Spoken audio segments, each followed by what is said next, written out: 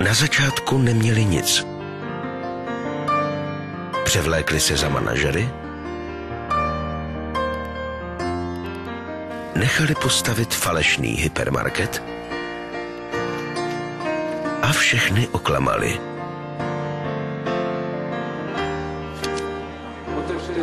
Tisíce lidí uvěřili, že si splní svůj sen.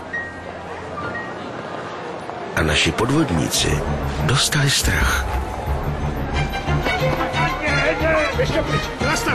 Ale nestačili utéct.